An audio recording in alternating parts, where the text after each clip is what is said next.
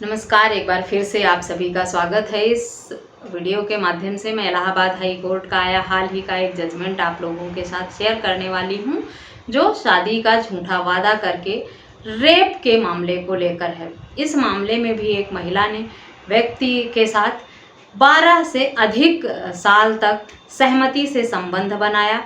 उसके बाद जब उनके बीच में मतभेद हुआ, विवाद हुआ, तो दोनों अलग हो गए। लड़के ने शादी करने से मना कर दिया। उसके बाद महिला ने शादी का वादा करके रेप का मामला दर्ज कराया। महिला इस मामले में मैरिड थी पहले से, और व्यक्ति जो था पुरुष वो शादीशुदा नहीं था। क्योंकि कोर्ट ने इस मामले को देखकर समझकर ये इस तर्क के साथ फैसला दिया कि 12 से अधिक साल तक सहमति से दोनों ने संबंध बनाया है और सिर्फ शादी नहीं कर पाया व्यक्ति, इसलिए उसे शादी का झांसा देकर रेप की श्रेणी में नहीं रखा जा सकता। जैसा कि पहले भी हाई कोर्ट और सुप्रीम कोर्ट के ऐसे जजमेंट आए हैं, उन्हीं में से 2 जजमेंट का हवाला देते हुए हाई कोर्ट ने इस तरह का फैसला इस मामले में सुनाया।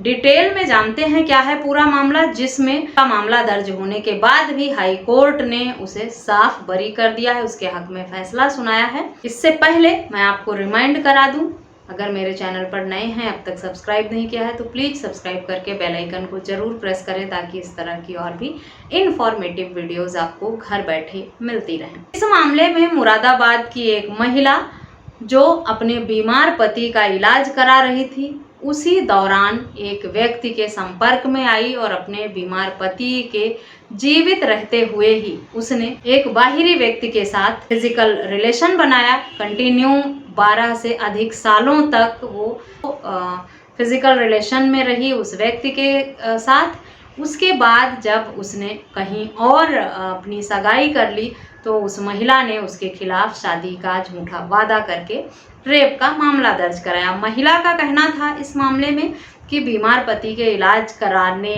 के दौरान जब मैं इनके संपर्क में आई, हमारे बीच में दोस्ती बढ़ी, नज़दीकियाँ बढ़ी, और जब इस तरह के रिलेशन में हम आए तो उस व्यक्ति का कहना था कि उसके पति की मृत्यु के बाद वो उससे शादी करेगा। लेकिन उसके लंबे इलाज के बाद उसके पति की डेथ भी हो गई और उस व्यक्ति ने अपना वादा पूरा नहीं किया।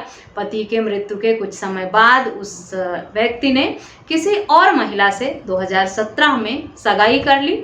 उसके बाद 2018 में जब उस महिला ने शादी के वादे को याद दिलाया और उस पर दबाव बनाने की कोशिश की कि तुमने मुझसे शादी का वादा किया था, इतने सालों मुझे फिजिकली यूज़ किया है, तो उस पुरुष ने उसके साथ जबरन गन पॉइंट पर रेप किया और उसकी वीडियो बनाई और उस वीडियो को वायरल करने की भी धमकी देने लगा और 50 लाख रुपए उस वीडियो को वायरल ना करने के लिए फिरौती के तौर पर भी मांग की। महिला का ये आरोप था और इन्हीं आरोपों के चलते 376 और 386 आईपीसी के अंतर्गत मामला दर्ज कराया गया था महिला द्वारा। पुरुष का इस मामले में कहना था कि 1 करोड़ रुपए से अधिक की कर्जदार है वो महिला, जो उसने अपने विपरीत हालात और परिस्थितियों में उससे उधार के तौर पर लिए थे। अब वो उसे लौटाना नहीं चाह रही है, इसीलिए इस तरह का झूठा मामला दर्ज कराया गया है उसके खिलाफ। जो भी उन दोनों के बीच में रिलेशनशिप था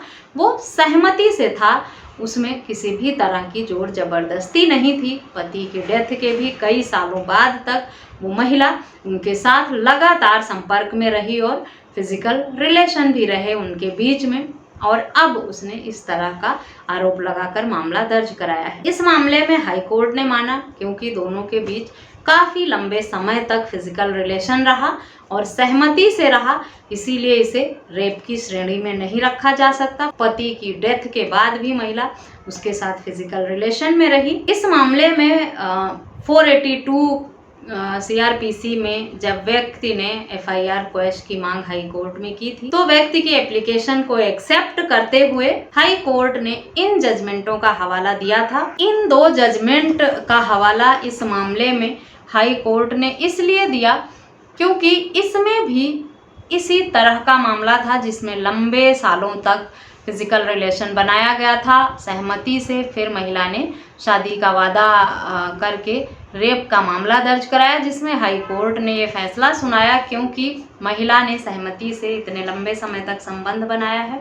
और शुरुआती दौर में ही अगर कोई व्यक्ति आपराधिक साजिश के चलते इस तरह का कृत्य करता है, यानी शुरू से ही अगर किसी पुरुष का आचरण जो है ये साबित करे कि उसने महिला को फिजिकली यूज करने के लिए फर्स्ट डे से ही उसका उद्देश्य सिर्फ उसके साथ फिजिकल रिलेशन बनाना और उसको यूज करना था, और उसके लिए उसने उसे झांसा दिया, लालच दिया और फिर उसके साथ संबंध बनाए, तब तो वो रेप की श्रेणी में आएगा। सहमति से लंबे समय तक अगर इस तरह से संबंध में रहा गया है, फिर महिला पहले से शादीशुदा भी थी, तो उसे रेप की श्रेणी में नहीं रखा जाएगा। इन सारे तर्कों को और इन दोनों जजमेंटों का हवाला देते हुए हाई कोर्ट ने जो व्यक्ति है उसकी एप्लीकेशन एक्सेप्ट कर ली और महिला के हक में फैसला नहीं हो पाया, FIR क्वेश कर दिया गया हाई कोर्ट द्वारा। इस जजमेंट की डिटेल भी आपको वीडियो के डिस्क्रिप्शन बॉक्स से मिल जाएगी, वहाँ से जजमेंट आप पढ़ सकते हैं, समझ सकते हैं पूरे मामले को। और अगर आपके खिलाफ भी इस तरह का मामला दर्ज हुआ है तो आप इस जजमेंट का हवाला देकर अपने हक में फैसला पा सकते हैं। इस जजमेंट को पढ़कर ये समझ सकती हैं, अवेयर हो सकती हैं कि अगर वो सहमति से संबंध बनाती हैं और पहले से शादीशुदा हैं तो वो रेप का मामला अगर दर्ज कराएंगी तो वो झूठा ही माना जाएगा। सुप्रीम कोर्ट, हाई कोर्ट के आए हुए बहुत सारे जजमेंट हैं जिसमें इन्हीं तरह के तर्क देकर फैसले सुनाए गए हैं। तो अगर आप शादीशुदा हैं या सहमति से किसी के साथ इस तरह के संबंध में आती हैं तो आप इस बात को पहले से समझ कर रखें कि अगर वो आपको धोखा देता है फिजिकली यूज़ करके तो आपके पास ये विकल्प नहीं है कि आप शादी का झांसा देकर रेप का मामला उसके खिलाफ दर्ज करा पाएंगी। इस बात को समझते हुए ही रिलेशनशिप को आगे बढ़ाएं और किसी के साथ फिजिकली इन्वॉल्व हों, क्योंकि कई बार होता है कुछ महिलाओं के साथ चीट भी हो जाता है, लेकिन ज़्यादातर महिलाओं ने कानून का मिसयूज करना शुरू कर दिया है। इसीलिए कोर्ट का रवैया भी अब महिलाओं के प्रति उस तरह से संवेदनशील नहीं रहा है और पुरुषों के हक में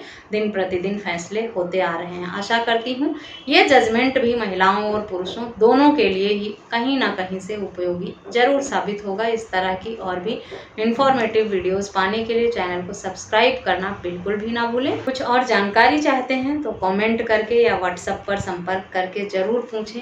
इस वीडियो में बस इतना ही, मिलते हैं नेक्स्ट वीडियो में, तब तक के लिए थैंक यू एंड बाय।